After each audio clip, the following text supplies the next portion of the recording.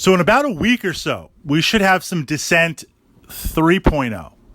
Descent 3.0 updates and maybe a little bit of a teaser of the direction that this project is going to move. We've seen the box. We know it's confirmed. We know it's in development, coming down that pipeline. And as a Descent enthusiast, I have 1.0. I enjoy playing. I still play 2.0. I'm curious to see the direction 3.0 moves in. And normally what we've seen, I mean, we saw this parallel track with Runebound, another Fantasy Flight title, where it's refinements to the game. They kind of move the rules along. They refine it. They make it play a little bit tighter, a little bit faster. They do like to add in maybe something new and a little bit different to kind of pull in that angle. But one could see it as a continuation, much like I think a good parallel would be the Zombicide type games. Zombicide Modern started out. Then we've got Black Plague. Now we have Invader. The rules are the same, but they've been refined. Will Descent 3.0 be a refinement or a completely different beast altogether? I'm expecting something different for three reasons. And I'm going to push these reasons out. I don't know if they're good or bad. I'm not there yet. We'll know more a little bit with the reveal. Then I'm going to turn over to you guys in the comments. The first, I think, is looking at Gloomhaven. I made this comparison, and we're going to get a little esoteric. This idea of a Gloomhaven killer.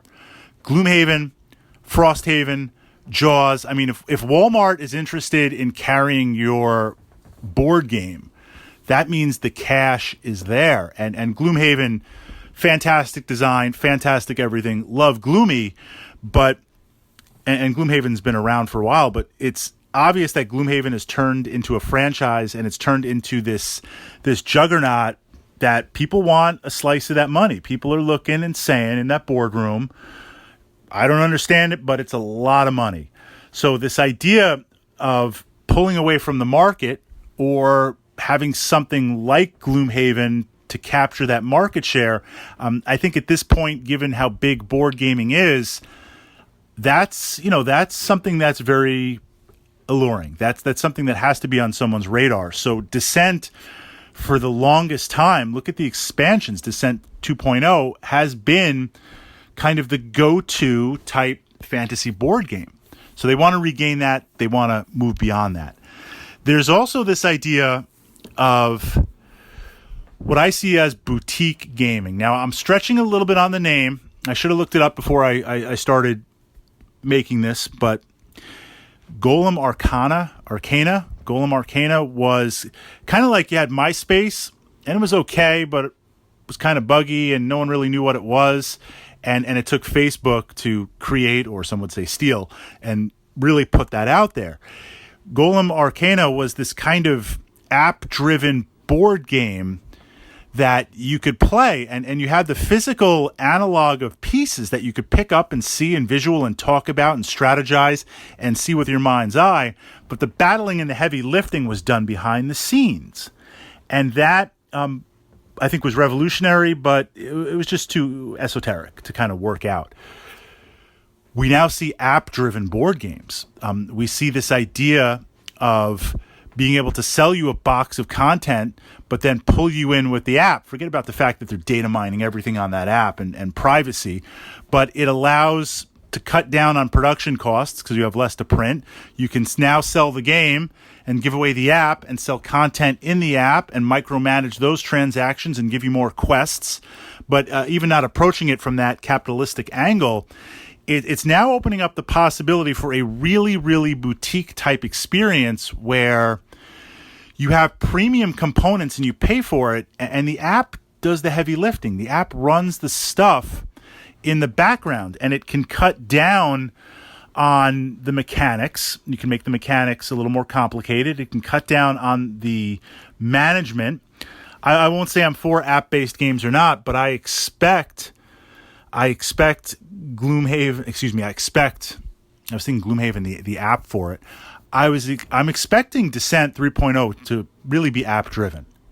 I think we're going to get a box of some really amazing miniatures.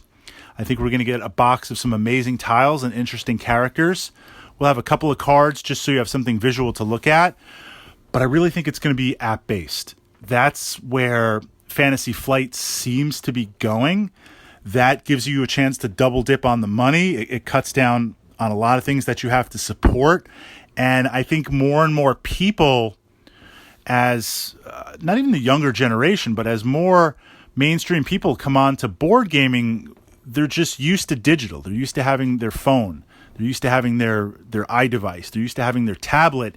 It's just kind of natural to pull that in. And I think it frees up a lot and has the potential to offer a premium experience.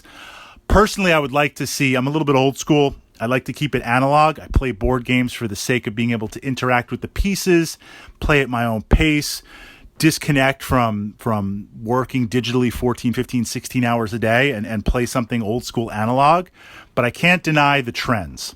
So I could see this where have it be a Gloomhaven killer and try to pull back on that, try to capitalize on that, meaning a dungeon crawler-esque type game. Have the premium components, just have like some big miniatures and have some really amazing miniatures. And Fantasy Flight miniatures, they're okay. They're about mid-tier. I mean, they're not bad. Some of them are better than others, but this is a chance to also capitalize on the trend. If you look at Kickstarters, the trend is to have, I mean, the box is big, to have a massive miniature, right? Where you have the minions, you've got your heroes, and then like the massive boss monster miniature. Now, Fantasy Flight, of course, their boxes, you open it up, there's like a divider and nothing in it. I mean, they're notorious for not putting stuff in their boxes, but that might change to have a big super miniature and then have it driven by an app. So I am excited for it because I want to continue, and I still play first edition. I still plan to play second. I want to continue this Descent journey in third, especially if it's going to be chapter boxes and exploring things. But I just wonder how it's going to shake out. And if they're going to do something completely different and surprise us, or if they're going to look at the three primary trends right now: Gloomhaven, big, epic boss miniatures, and app driven, and they're going to pull that in and package it in a sweet looking box to sell to us. Your thoughts, your comments, and I'm especially curious, I'm especially interested, if you don't mind, if you are a Descent 2.0 fan, are you looking to jump to 3? And we don't know yet, but what would be that deciding factor that would make or break it, where you'd say, look, I'm absolutely all in to 3.0? Or just like, I've got enough 2.0 stuff, I'm good to play that, I'm going to stick with that.